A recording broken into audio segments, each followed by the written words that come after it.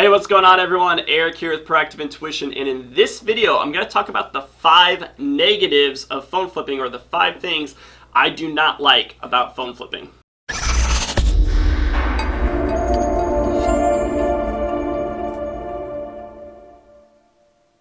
Alright guys, so if you don't know who I am, my name's Eric Jacob. I have resold hundreds of thousands of dollars worth of smartphones, and I don't make this video to discourage anyone from getting into buying and reselling smartphones. I still do it myself. I'm in groups, and I have friends of people that do 6 and 7 figures in sales just with smartphones. So it's a very good opportunity if you want to make a lot of money. But there are some things you need to be aware of if you're thinking about getting into phone flipping, or if you kind of got started in flipping. You need to know these things about buying and reselling smartphones. So let's get right into the list here. Number 1, and this is probably the biggest concern I get from people who have not resold smartphones, is scammers. You will run across scammers in one of 2 ways when it comes to buying and reselling smartphones. The first way is the same way you get scammed with any high dollar item on eBay. People will order the item, they'll ship you back, they'll open a return, they'll ship you back an empty box, and you then have to try to go through eBay to dispute everything. If you do this right, this isn't really a big concern. I've always gotten my money back if I talk to the right people through eBay, and if you know how to communicate with the person that's trying to scam you, and you do different disclosures in your listings when you list the item on eBay, you're pretty much protected from this. I've never lost money doing this, but it is something you need to be aware of, that this will eventually happen if you buy and resell smartphones. The other big thing that you need to be aware of when it comes to scammers, if you're buying on a local level, you will get some people trying to sell you cloned phones. If you don't know what a cloned phone is, it's essentially a fake iPhone that looks very similar to a real iPhone, and that's why you need to do your due diligence. You need to know how to check these things. Most of the time you can just do a factory reset, and something is going to look off about that phone when you do a factory reset, because it's usually coded with some type of Android software. So you need to be aware of scammers. Scammers will happen in this business because when you're buying and reselling smartphones, it is a very high dollar item. So you need to be aware that with high dollar items comes people trying to get your money, right? So just be aware of that. It's nothing to deter you from getting into smartphones, but it will happen eventually. So be aware of it and know how to deal with it when it comes up.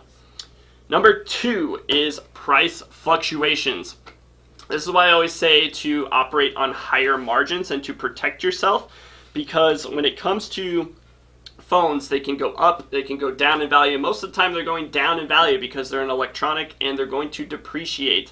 But sometimes Apple comes out with a new phone and the previous models will drop in price. So you need to be aware of the price fluctuations that can happen. And that's why I get really scared for people that are newer and don't really know what they're doing, and they start operating on like 6 to 10% margins, and then price fluctuation happens, and phone market drops 10 or 15%, and then you're out, you're actually losing money on those deals that you're doing. So just be very aware of how the price can fluctuate with phones. So that's number 2.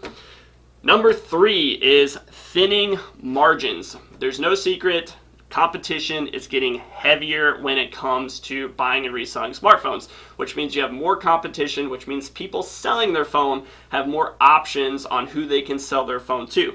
Now, that just means that you need to be extremely good at your customer service, at building rapport with people so that they come back to you. One of the biggest things that people miss out on is repeat business. You want to have people coming back to you and not even checking competition. So if you can have extraordinary customer service, you can get deals better than your competition can. You can buy phones for cheaper prices than your competition can. But with that being said, some people just care about price. So you may have to drop your margins a little bit and figure out how you can pay a better price and still be profitable. So margins are thinning in this business. I actually had 3 and 4. Number 4 was competition, so I'm just going to blend them both in here, 3 and 4. Thinning margins and competition.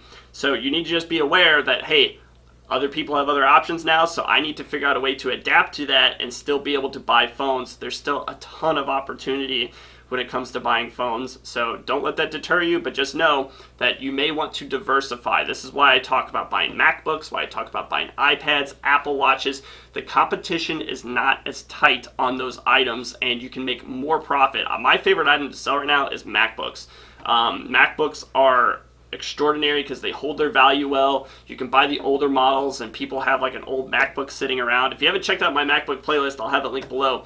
Definitely check out that MacBook playlist because there's huge profits in MacBooks, and I buy those just as much as I buy smartphones at this point. So that's number 3 and 4. Number 5, this is going to be an interesting one, and this is something that I've never seen any YouTube channel talk about. They don't talk about it because they want to sell more courses or whatever it is, but this is something that needs to be talked about as a negative in the phone flipping space, and that is shady customers and shady gurus or shady online teachers when it comes to buying and reselling smartphones.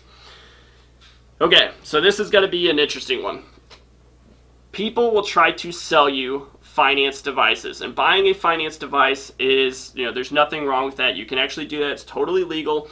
There's nothing wrong with buying a finance device. However, there are people out there who will commit fraud. They'll commit credit fraud by getting someone else's credit and purchasing phones on their account, because most people that buy phones now, they're putting it on some type of finance plan. They're paying it off over 24 or 30 months, whatever it may be. And people will actually hack other people's credit or other people's phone accounts, order a bunch of phones, and then try to sell them. This is a big no-no in my book. There's lots of people who will still buy these phones, but if you have someone hitting you up that has 10 iPhone 11 Pro Max sealed in box, that should raise some immediate red flags. If they're selling it to you at a deep discount, then the odds are is there's something fishy with that story. Because anyone that can get 10 sealed in box iPhone 11 Pro Maxes, they should have a general estimate of what the value of those phones are, and if they're willing to sell it at where you're making a 30 or 40% profit on the item, then there's something majorly wrong with that. If you're buying it from a wholesaler, fine, but you're going to be operating on like a 6% margin at that point. So just be aware, there's a lot of fraud that goes on in the phone flipping industry. There's a lot of people out there, shady gurus is another thing I put. I've been in Facebook groups where the admin of the group is encouraging people to buy stolen devices, and it just kind of blows my mind. Like, you need to have strict rules and strict criterias when it comes to buying and reselling phones, and you have to decide what is right for you. Where's the gray line? Where do you start buying a bunch of new and box sealed phones from random people off of Craigslist? Like, you need to decide what's right for you. I personally avoid that. You can make tons of money just buying the used stuff, or if someone hits you up and they have 1 or 2 new in box sealed phones, that could be legit because a lot of companies do a buy one get one free. But I can tell you that there's no shortage of people who are doing major credit scams. They're either wrecking their own credit or they're wrecking someone else's credit, that they are essentially committing credit fraud because they hacked that person's personal information and then they acquired a bunch of phones, or they're wrecking their own personal credit, financing a bunch of devices, selling it to you, and then never paying their bill. So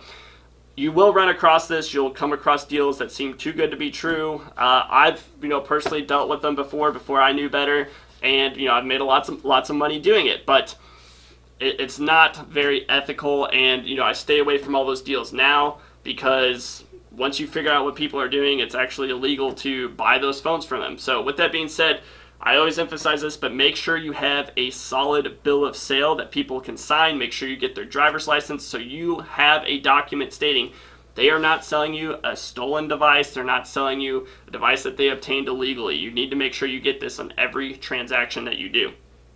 And on top of that, there is stories of people getting robbed with some shady customers. That's why I always say meet at a safe public location, meet at a police station, meet inside a McDonald's, meet inside somewhere that's very open and a safe public location so that you do not have one of these stories.